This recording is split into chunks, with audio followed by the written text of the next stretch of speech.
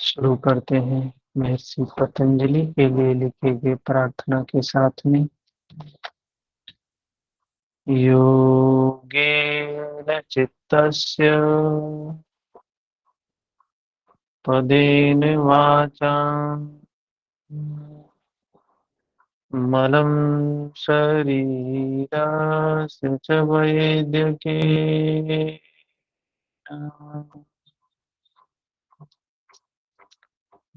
योपाकरोत्तम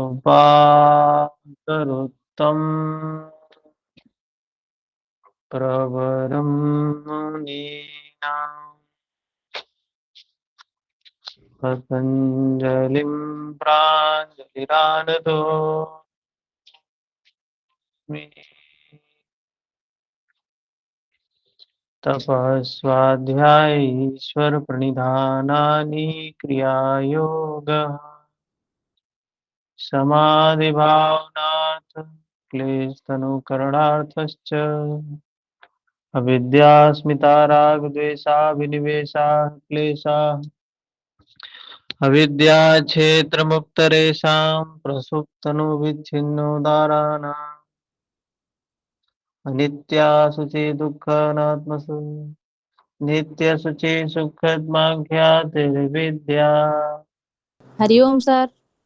सत्योरेकात्मतेवास्मिता सुखानुसैराग दुःखानुसयी द्वेषः स्वर्शवाहि विदुषोऽपि तथा रूढो विनिवेशः ते प्रतिप्रसो हेया सूक्ष्माः ध्यान हेयाः तद्वृत्तयः क्लेशमूलः कर्माशय दृष्टादृष्टजन्म वेदनीयः सतिमूले तद्विपाको जात्यायुर्भोगाः तेलादपरितापफलाः पुण्यहेतुत्वात् परिणामतापसंस्कार दुःख गुणवृत्ति विरोधात् च दुःखमेव सर्वं विवेकिनः हेयं दुःखम् अनागतम् दृष्टदृश्ययोः संयोगो हेय हेतुः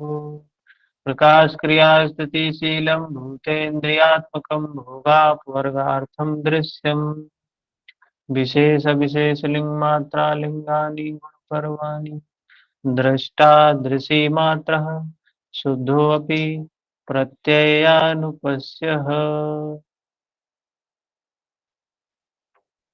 तो हम लोगों ने कल की क्लास में यहाँ तक किया था जहाँ पर प्रकृति के दृश्य के स्वरूप के बारे में बताया।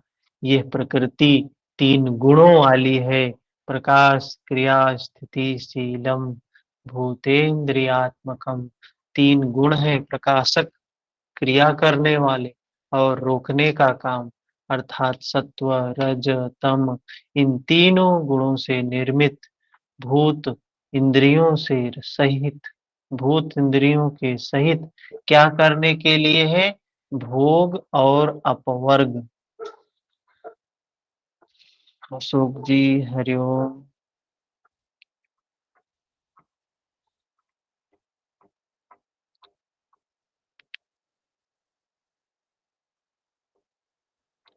तो क्या है ये? भोग और अपवर्ग। भोग शब्द क्या है हमने देखा। भोग से तात्पर्य है जो हमारे विकार हैं, जो हमारे बंधन हैं, जो हमारी वृत्तियां हैं। यह शरीर प्रकृति से हमें प्राप्त हुआ है। क्यों? उन वृत्तियों को, उन विकारों को, उन बंधनों को खोलने के लिए। वही कहा, अगर वृत्ति नष्ट हो रही है तो क्या है? उसको ही कहा भोग है।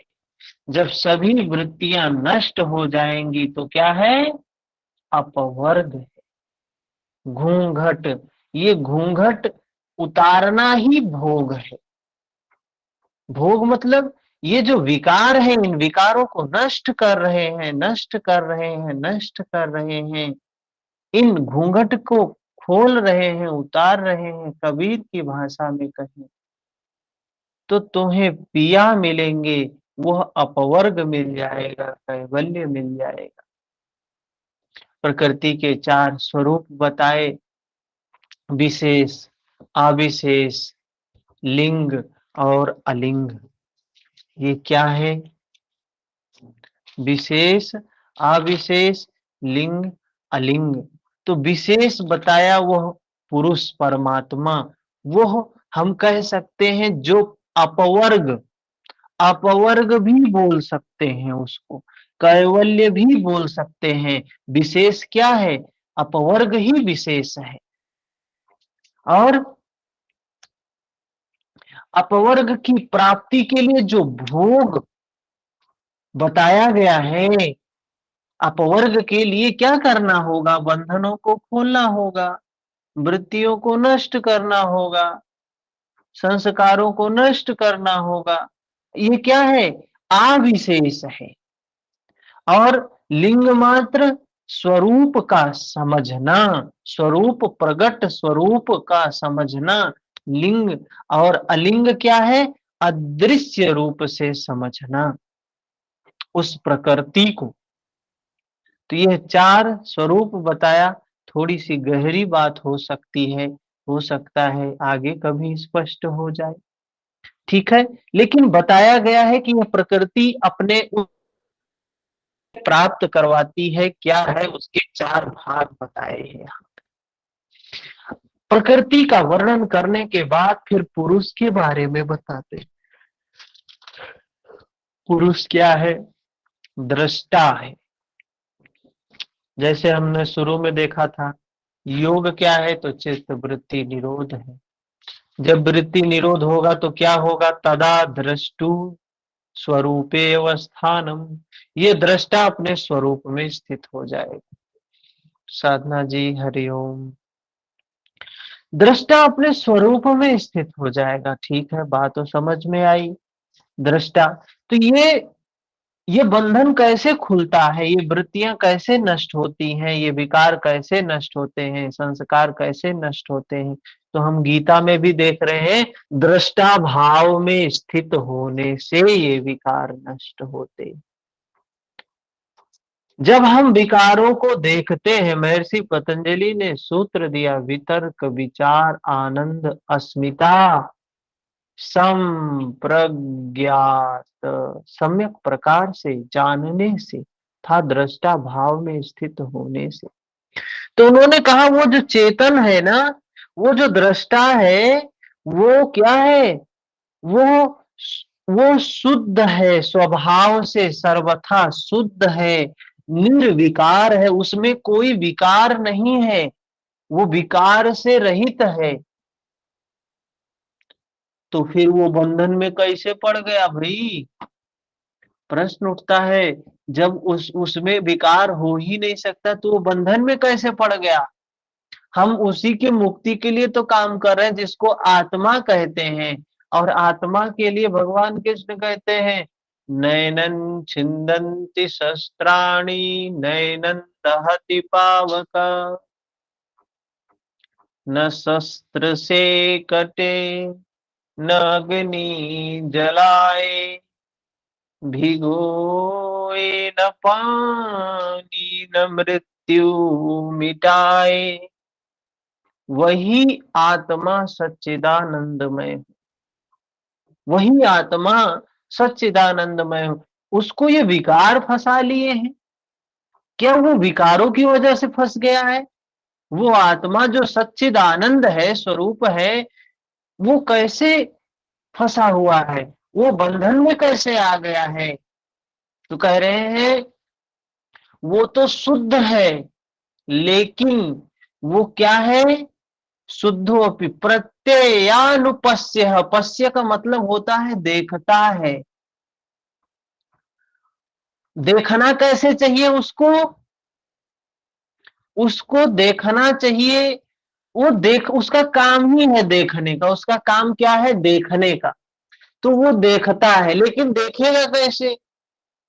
तो देखता है वो बुद्धि के अनुसार, बुद्धि वृत्ति के अनुरूप देखता है। तो ये विकार कहाँ उत्पन्न होते हैं? विकार उस आत्मा में उत्पन्न होते हैं?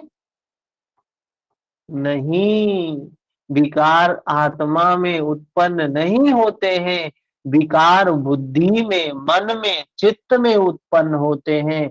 और विकार यहाँ उत्पन्न होने के कारण वो सही स्वरूप को देख नहीं पाता है। इसीलिए सारे संत मुनि महापुरुष अपने विकारों को नष्ट करने के लिए कहा है। किसी ने ये नहीं कहा है मन को नष्ट कर दो, चित्त को नष्ट कर दो, बुद्धि को नष्ट कर दो। सभी ने किसको नष्ट करने के लिए कहा है? विकारों को नष्ट करने के लिए कहा है। तो कह रहे हैं वो दृष्टा तो शुद्ध है, चैतन्य है, लेकिन वो बुद्धि के अनुरूप देखने के कारण वैसा हो जाता है, बंधन में हो जाता है, बंधन में हो जाता है। तो दृष्टा देखकर करता क्या है? क्या करता है? अगला सूत्र बताते हैं 21 नंबर। तदर्थ एव दृश्यस्य आत्मा, तदर्थ एव दृश्यस्य आत्मा, उस दृश्य का स्वरूप दृष्टा के लिए ही है। ये दृष्टा का काम क्या है? देखने का है। ये दृश्य किस लिए है? दिखाने के लिए ही है। जो दृश्य पुरुष के लिए भोग एवं अपवर्ग की व्यवस्था करता है, उस दृश्य का उपयोग दृष्टा के लिए ही है। वो दृश्य जो उस चेतन को क्या करता है? भोग अपवर्ग की व्यवस्था करता है। वो उस दृश्य का उपयोग दृष्टा के लिए ही, वो दृष्टा के लिए ही है। लेकिन फर्क क्या पड़ जाता है? फर्क क्या पड़ जाता है? दृष्टा हम नहीं रह जाते हैं, हम भोक्ता हो जाते हैं।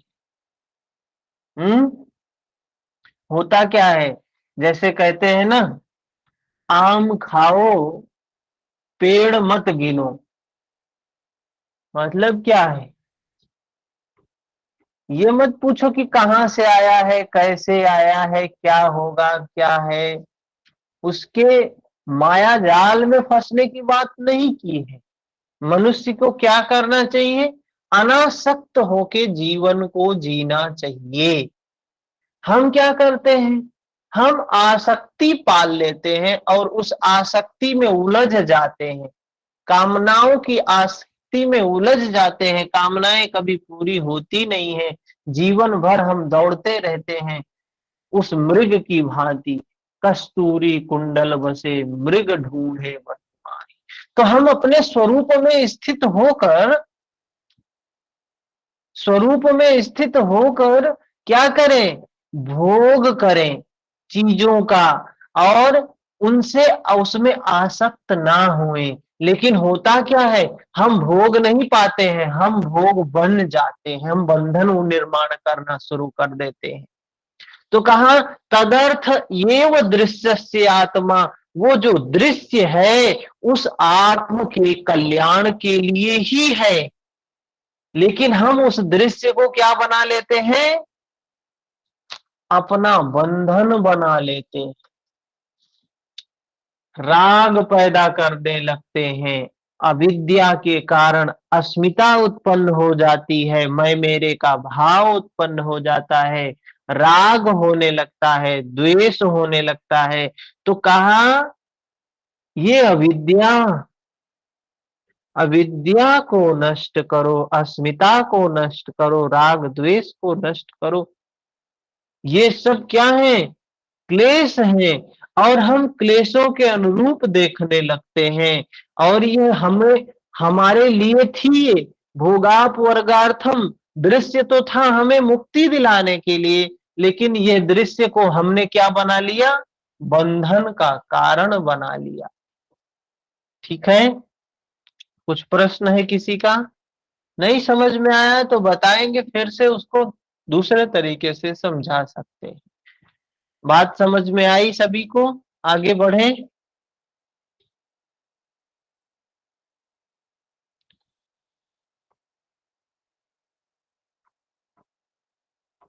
चले 22 नंबर श्लोक सूत्र में क्या कहते हैं? कृतार्थम प्रतिनष्टम अप्यनष्टम तदन्य साधारणत्वात्। कृतार्थम प्रतिनष्टम अप्यनष्टम तदन्य साधारणत्वात्। जिसका भोग और अपवर्ग रूप कार्य पूर्ण कर दिया। प्रकृति ने भोग और अपवर्ग का कार्य जब पूर्ण कर देती है प्रकृति, तो उस पुरुष के लिए नष्टम नाश को प्राप्त होती है। अपि वह प्रकृति अनष्टम नष्ट नहीं होती है। किसके लिए? जिसका प्रयोजन पूर्ण नहीं हुआ।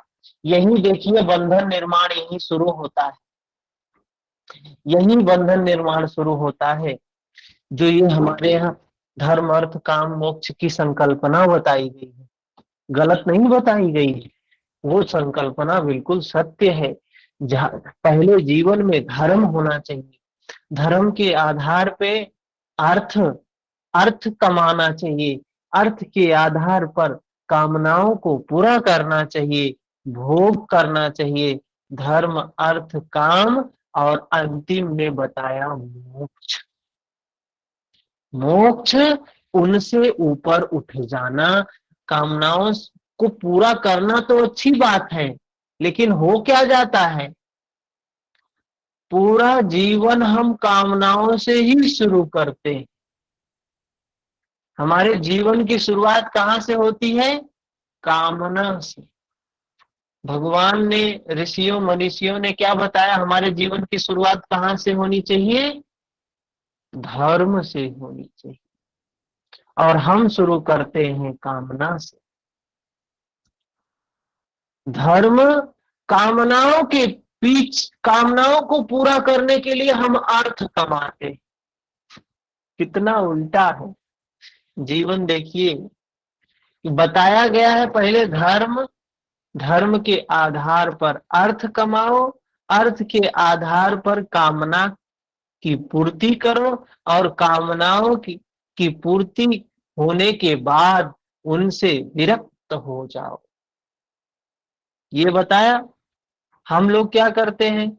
धर्म को उठा के अटैची में रख दिए, मंदिर में रख दिए। धर्म यहाँ तो बैठ, तेरा काम यहीं पर है। कभी कभी आ जाया करेंगे सुबह सुबह, सुबह शाम में, या कभी किसी विशेष तिथि विशेष पर, मंगलवार को, या जिस दिन लगेगा कि हमको इस दिन हमें मिलना चाहिए धर्म वाली जगह, तो चले जाएंगे। धारण नहीं करेंगे। यही रह गया धर्म। तो धर्म तो हमने किनारे कर दिया। अब क्या है? कामनाएं ही कामनाएं, कामनाएं ही कामनाएं हैं। तीसरी सीढ़ी को पहली सीढ़ी बना लिया। और धर्म के नजदीक भी जाते हैं तो क्यों जाते हैं? हे भगवान हमें ये दे दो, हे भगवान हमें ये दे दो, नौकरी लगवा दो, तो ये कर दो, तो वो कर दो। भगवान के पास जा रहे हैं अपनी कामनाओं की पूर्ति के लिए। बताया तो धर्म अर्थ फिर काम, लेकिन शुरू क्या किया? कामना की पूर्ति के लिए गए हैं भगवान के पास, धर्म के पास गए हैं। और वहां जाकर क्या कर रहे हैं? कामना ही पैदा कर रहे हैं। ये दे दो, ये दे दो, ये दे दो। तो धर्म तो गायब ही हो गया। कामनाएं ही कामनाएं जीवन में बची हैं, और उन कामनाओं के प्रति आसक्त हो गए, आसक्ति कर लिया। यही बंधन शुरू हो जाता है। तो कह रहे हैं कृतार्थम प्रतिनष्टम अप्यनष्टम तत् अन्य साधारणत्वात्। जिन्होंने कामनाएं समाप्त कर दी, जिन्होंने तृष्णा समाप्त कर दी, वो व्यक्ति के लिए ये प्रकृति नष्ट हो गई। उस व्यक्ति के लिए प्रयोजन नहीं रहा। अरे जिसने धर्म को पालन किया, अर्थ कमाया, अपनी कामनाओं की पूर्ति की और मुक्त हो गया, अब उसके लिए प्रकृति का क्या प्रयोजन? तो प्रकृति शरीर को ले लेती है, प्रकृति ने दिया था, प्रकृति ले लेती है। और उस व्यक्ति को शरीर के प्रति कोई आसक्ति भी नहीं होती। लेकिन जिसकी कामनाएं पूरी नहीं हुई हैं, अरे कामनाएं एक होती हैं, कामनाएं तो अनंत होती हैं। अनंत कामनाएं कहाँ पूरी होंगी? तो उस व्यक्ति के लिए प्रकृति क्या करती है? दूसरा शरीर देती, दूसरा शरीर देती है, चल तू अब इसमें भोग। तो वही बात बता रहे हैं, जिसका भोग और अपवर्ग रूपी कार्य पूर्ण हो गया, उस पुरुष के लिए नाश को प्राप्त हुआ। वह दृश्य नष्ट नहीं होता, उसके लिए अब दृश्य की आवश्यकता न रह जाने पर भी अन्य साधारण लोगों के लिए उसका उपयोग है। यही महापुरुष सद्गुरु होते हैं, जिनका सारा प्रयोजन पूर्ण हो गया, दूसरों के लिए दृश्य का उपयोग रहता है, महापुरुष के लिए दृश्य का कोई उपयोग नहीं रहता है। ठीक है, बात समझ में आई?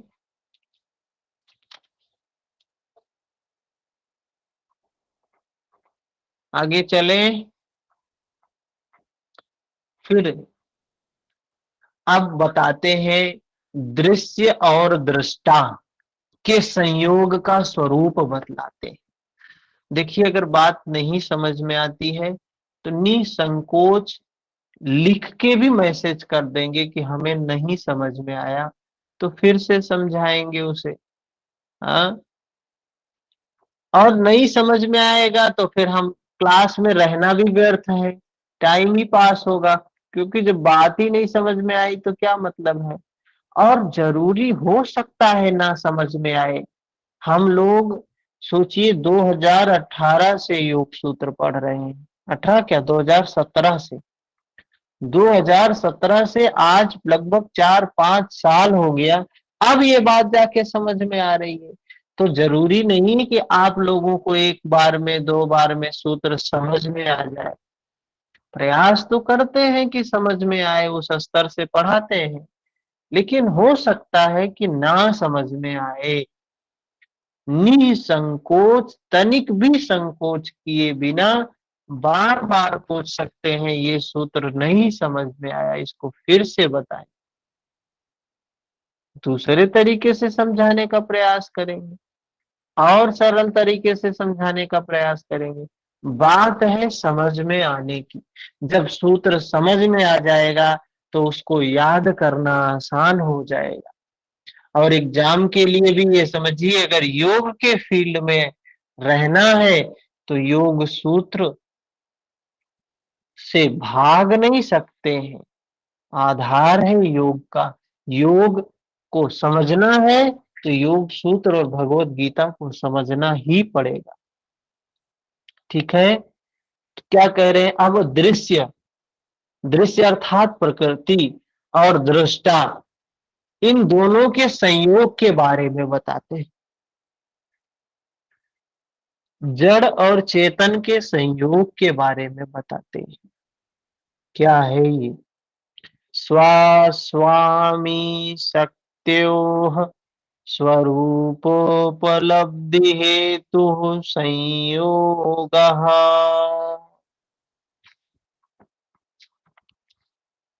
क्या कहा यहाँ पर? स्वामी, 2 बार यहाँ स्वा आया है, 2 बार यहाँ स्व आया है। एक तो स्व और दूसरा स्वामी। तो स्वामी का मतलब क्या होता है? और स्वामी किसका? शक्तियों का। कोई बता सकता है स्वामी का मतलब क्या है? पुरुष, हम्म, आत्मा। स्वामी का मतलब है जैसे 2 व्यक्ति हैं, एक हम कह सकते हैं टीचर हैं, पढ़ा रहे हैं, आप सभी स्टूडेंट हैं, पढ़ रहे हैं। तो टीचर की एक शक्ति होती है, एक पावर होती है, पढ़ाने की, और स्टूडेंट की एक शक्ति होती है पढ़ने की। दोनों की क्या? तो कह रहे स्वामी शक्त्यो। स्वामी, हमारी शक्ति क्या है? टीच करना। आपकी शक्ति क्या है? लर्न करना। तो ये कह रहे स्वामी शक्ति, स्वामी शक्त्यो, दोनों की शक्ति स्वरूपोपलब्धि हेतु संयोगा। स्वामी स्वशक्ति जो मुक्ति का संपादन करती है।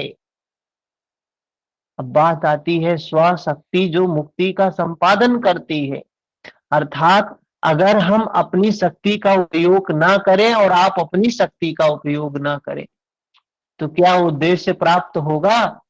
हमारा उद्देश्य है क्या?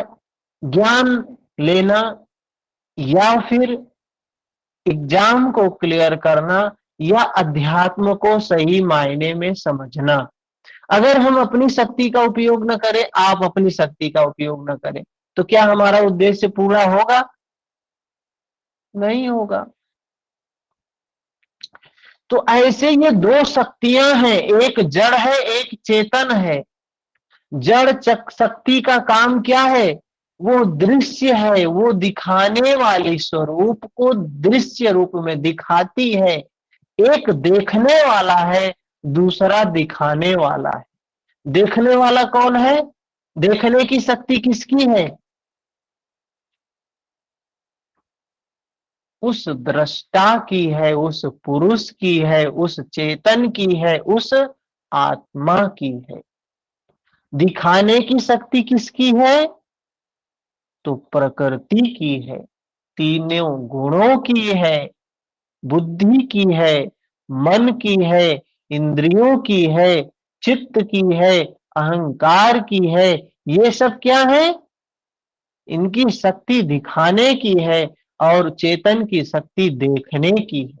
तो यहां कह रहे हैं स्वामी शक्ति, प्रकृति, दृश्य और स्वामी। दृश्य और स्वामी मतलब उस प्रकृति और पुरुष की शक्ति, इन दोनों का मिलन और कार्य करने लग जाना, इन दोनों का मिलन हो जाना, एक हो जाना, जो स्वरूप प्राप्ति का कारण है, वह संयोग है। कह रहे हैं संयोग क्या है? अभी हम लोगों के साथ भी कोई संयोग है, कनेक्ट है एक दूसरे से। हमारी शक्ति, आपकी शक्ति, दोनों कनेक्टेड है। अभी हम लोग जुड़े हैं तो कुछ हो रहा है, निर्माण कुछ हो रहा है, कुछ सृजन हो रहा है, ज्ञान का हो रहा है ना। टीच करने की और लर्न करने की, ये दो शक्तियां हैं जो जुड़ी, जिनका संयोग हो रहा है, टीचर और स्टूडेंट के बीच में जिनका संयोग हो रहा है। तो कहा दृश्य और दृष्टा, स्वशक्ति और स्वामी शक्ति कार्य करने लगे, संयोग है। इसी से ये क्या है?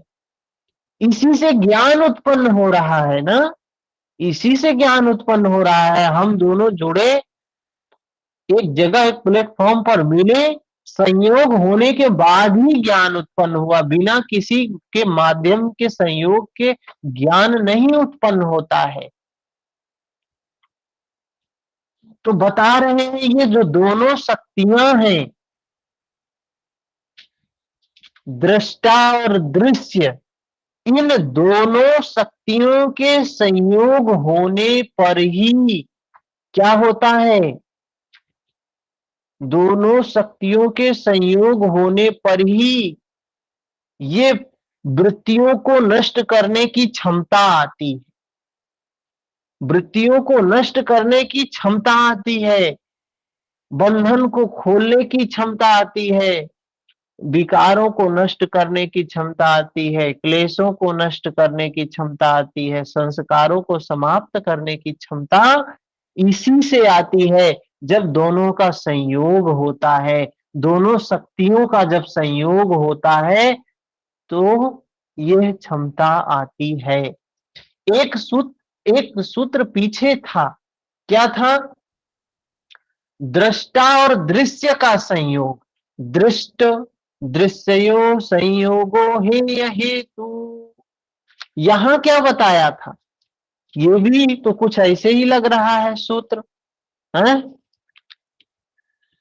क्या बताया यहाँ? दृष्ट दृश्यो संयोगो हेतु, दृष्टा और दृश्य का संयोग हेय का कारण है, अर्थात उपाय है।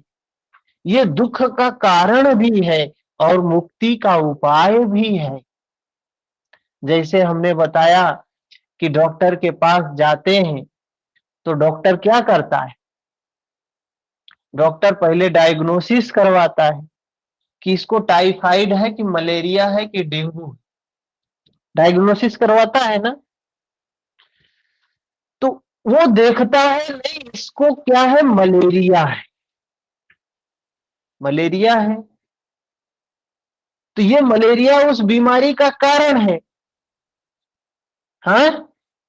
और उसको स्वस्थ होने का भी कारण क्या होगा?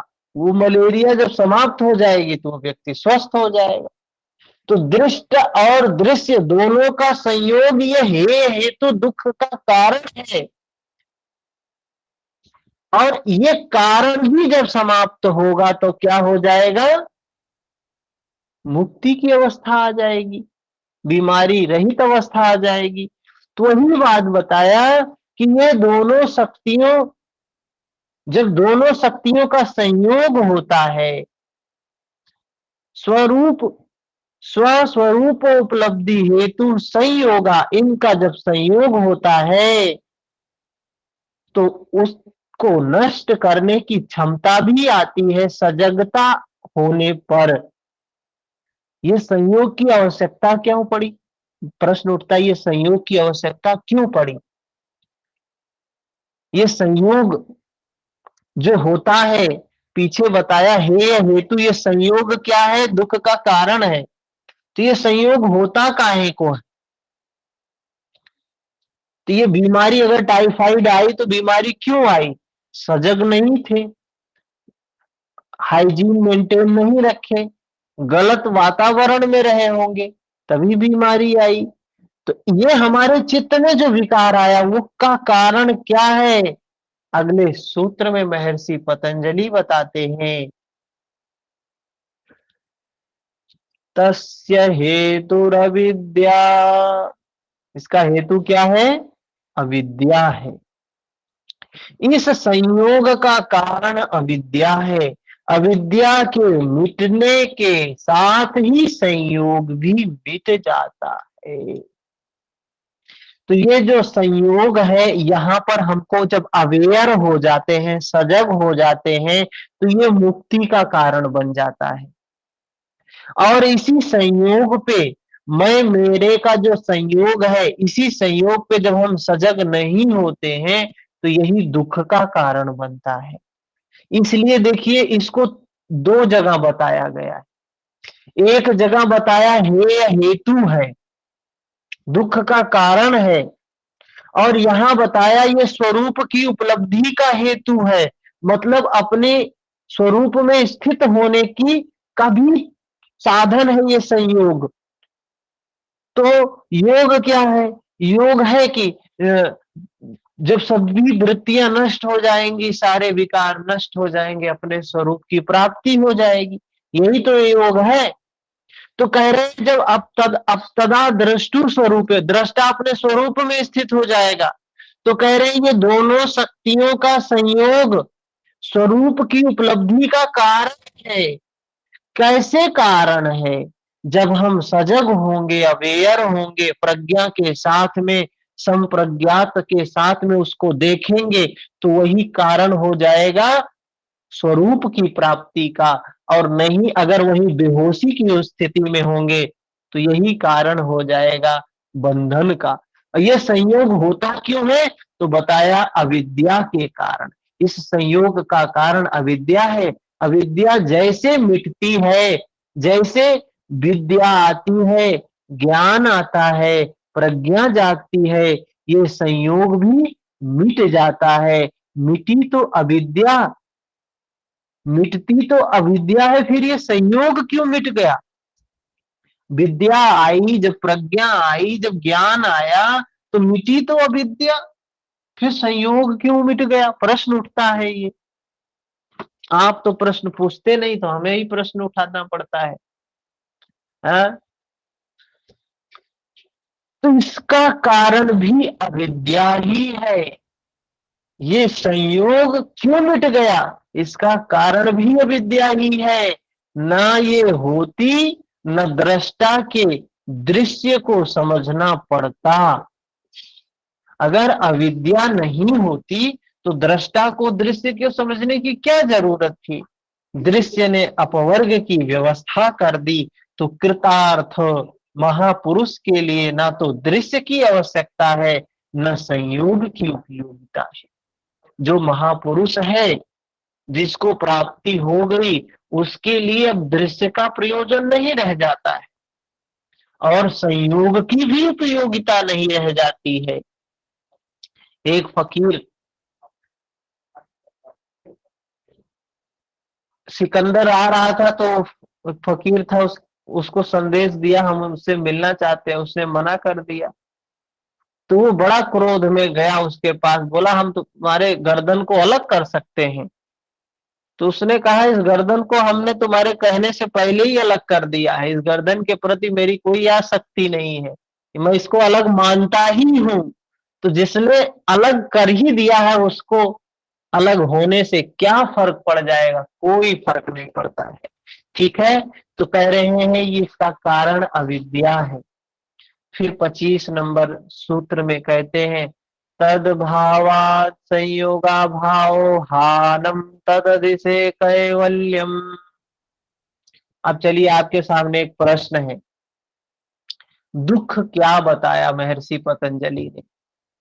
कोई बता सकता है?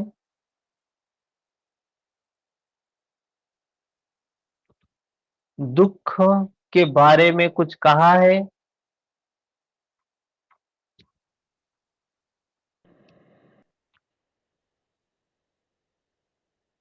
अविद्या को दुख कहा गया है। अविद्या को दुख कहा गया, कहां पर बताया गया अविद्या को दुख है? ये 15 नंबर सूत्र है दुख के बारे में। हान को दुख बताया गया, हान। हान दुख, हान दुख है। ये संयोग का अभाव को हान कहा गया है।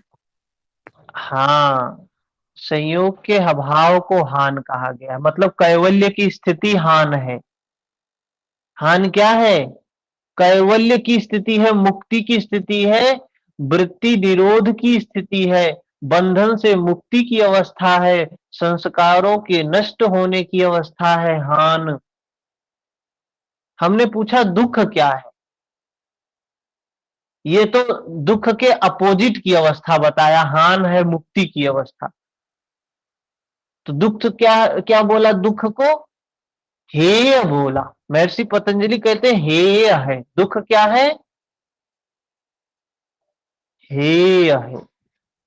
और बताया कि विवेकी के लिए सब दुख ही दुख है, इस जगत में जो विवेकी व्यक्ति है उसके लिए सर्वम दुखम, सब दुख ही दुख है, कुछ दुख सुख कुछ नहीं है, सब दुख ही दुख है। तो इस दुख का कोई कारण होगा, दुख का कारण क्या बताया महर्षि पतंजलि ने? हे हेतु। हे हेतु। क्या बताया हे हेतु के लिए? दृश्य और दृष्टा का जो संयोग है उसे हे हेतु का कारण बताते हुए कहा है कि दुख का हाँ, कारण है। दृष्ट दृश्यो संयोगो हे हेतु। दृष्ट क्या है? चेतन है। दृश्य क्या है? जड़ है। इन दोनों का संयोग हो जाना कहा दुख का कारण है। ठीक है, फिर हान क्या बताया? हे बताया, हे हेतु बताया, फिर हान बताया। हान क्या है?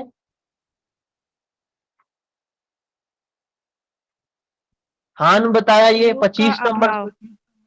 संयोग का अभाव।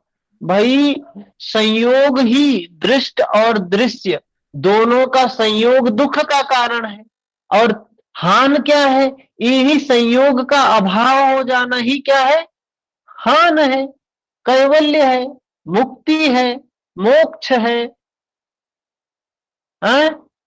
तद्भावात् संयोगा भाव हानम तत्दिशे कैवल्यम। तो ये 25 नंबर में यही बताते हैं, तद अभावात, मतलब किसका अभाव होने से? अविद्या का अभाव होने से। अविद्या समाप्त हो जाए, अविद्या समाप्त होगा तो क्या आएगा? जब अविद्या नष्ट होगी तो क्या आएगी? कैवल्य की प्राप्ति होगी।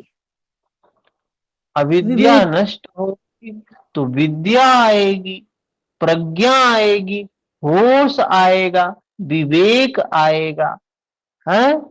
तो उससे ही तो सारे विकार नष्ट होंगे।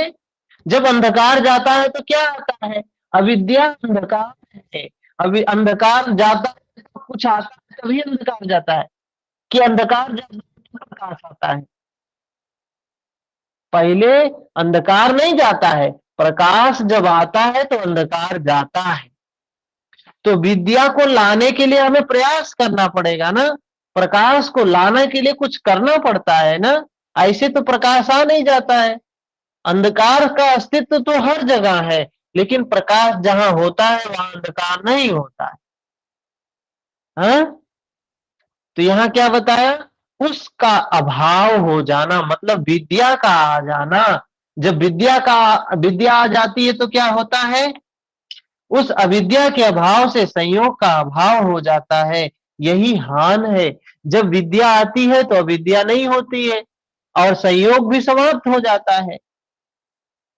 तो ये क्या है? हान क्या है? पुनर्जन्म आदि के कारण जो भूत वर्तमान भविष्य में आने वाले दुखों का अत्यंत अभाव है, वही चेतना आत्मा का कैवल्य पद, अमृतमय अविनाशी पद है। ये कैवल्य पद कैसा है? दुखों का अत्यंत अभाव होता है, उसी को कहा हान। ये हान कब हो जाता है? हान कब होता है? ये अवस्था कब प्राप्त होती है? इसके बारे में बताते हैं।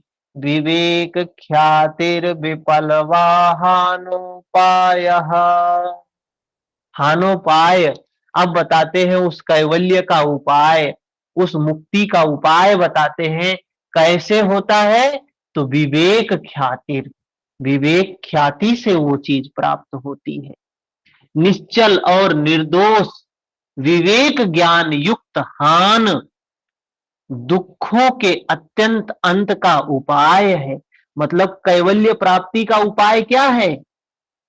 विवेक ख्याति है, विवेक है। बिना विवेक के कुछ नहीं होने वाला है, विवेक से ही सब कुछ होगा। विवेक ख्याति, विवेक ख्याति उस अवस्था का नाम है जब विवेक अपना परिणाम देने की अवस्था पर क्या है? परिणाम दे चुका।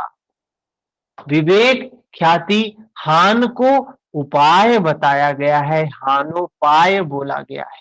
विवेक ख्यातिर विपलवा हानोपाय। तो ये चार चीज सबको याद होनी चाहिए। हे क्या है?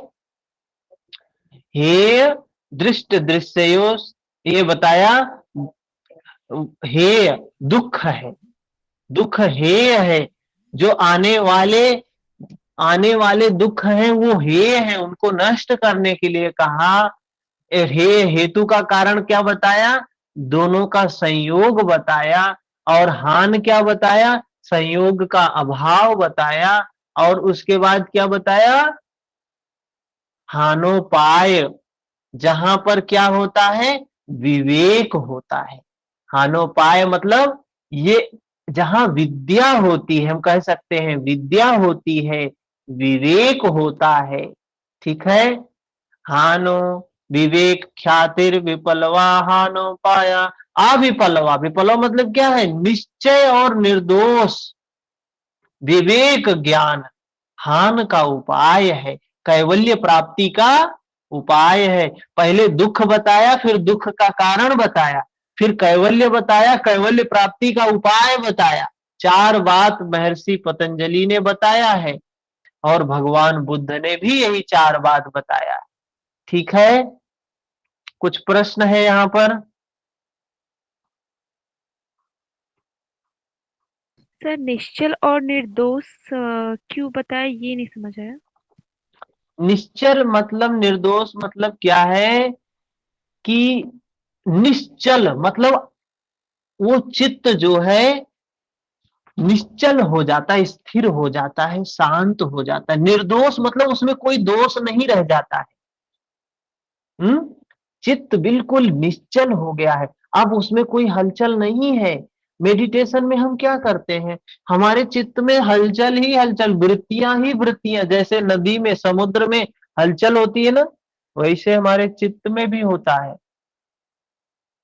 लेकिन इस चित्त को तालाब के जैसे शांत होना चाहिए, तो इसलिए कहा ये शांत चित्त, तालाब में जैसे पानी शांत होता है वैसे ये चित्त भी शांत हो, अविपल तनिको हलचल नहीं कर रहा है। क्या है ये विवेक ख्याति हानोपाय है, कैवल्य प्राप्ति का उपाय है। ठीक है, अब ऐसी अवस्था में कोई बंधन नहीं रह जाता है, न मुक्ति का संपादन शेष रहता है, पुनर्जन्म आदि दुखों का अभाव हो जाता है। वहीं इस चेतन आत्मा का कैवल्य, इसी को कैवल्य कहा गया। निश्चल, निर्दोष, विवेक ख्याति अपनी पराकाष्ठा पर है। यही क्या है, हानोपाय है। यही हान का उपाय है, कैवल्य प्राप्ति का उपाय है, दुख मुक्ति का उपाय है। ठीक है, बात समझ में आई? इसके बाद बताते हैं, जब ये विवेक उस अवस्था का हो जाता है, तस्य सप्तधा प्रांत भूमि प्रज्ञा, अब प्रज्ञा हमारी उस अवस्था की होती है। उस विवेक ख्याति ज्ञान की 7 अवस्थाएं होती हैं, सातों भगवत पथ की 7 भूमिकाएं हैं। महर्षि ने तो इनका नामों का उल्लेख नहीं किया है, किंतु अन्य अन्य ग्रंथों में इन्हें बताया गया है। कौन से ग्रंथ में बताया है? योग वशिष्ठ में बताया गया है।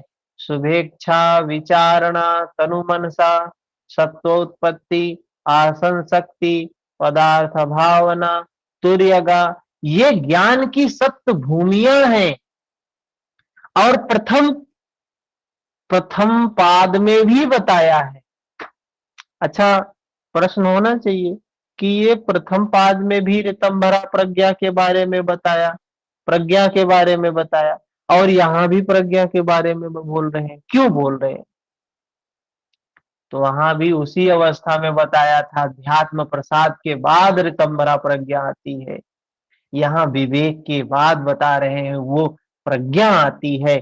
तस्य सप्तधा प्रांत भूमि प्रज्ञा, ये प्रज्ञा सप्तधा, बुद्धि को, सप्त धा मतलब होता है बुद्धि, 7 प्रकार की बुद्धि को धारण करने वाली हो जाती है, प्रज्ञा हो जाती है। ठीक है, तो यही करेंगे, इससे आगे की क्लास कल कंटिन्यू करेंगे। ठीक है, किसी का प्रश्न है तो पूछ सकते हैं, बिल्कुल।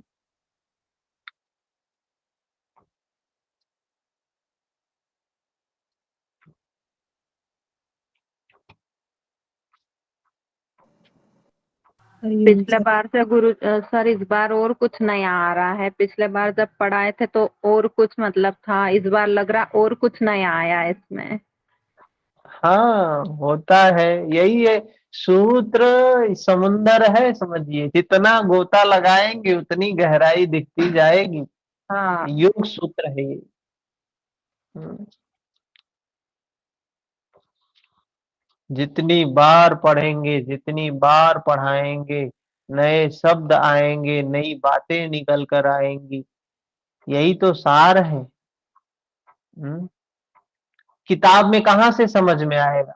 किताबों में तो एक ही शब्द लिखे हुए हैं और वो भी बुद्धि से परे हैं, और बुद्धि के से समझ कर लिखे गए हैं। अध्यात्म के विषय में वो तनिक भी कुछ नहीं बोलते हैं। सिर्फ योग सूत्र को समझाने का प्रयास किया गया है, वो गलत तरीके से। किताबों में जो और भी बहुत सी किताबें हैं, बस सूत्र को समझने के लिए, एग्जाम के लिए तो ठीक है, लेकिन अगर जीवन के लिए सूत्र को पढ़ रहे हैं तो थोड़ा सा भिन्न डायमेंशन है उसका। ठीक है, सर हमारे मिलते तो हैं। कॉलेज में जो सर पढ़ाते थे ना, उनने तो ऐसा डरा दिया था हमको तो ऐसे लगता था कि कभी योग सूत्र समझ में ही नहीं आएगा।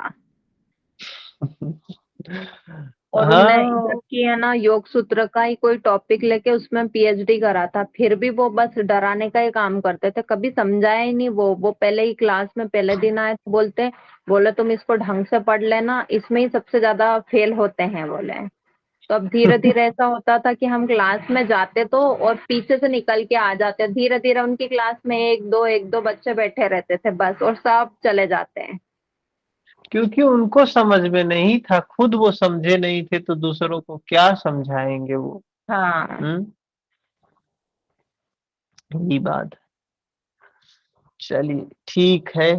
हरिओम, शुभ रात्रि। हरिओम सर। हरिओम प्रतिभा जी, ऋचा जी, हरिओम।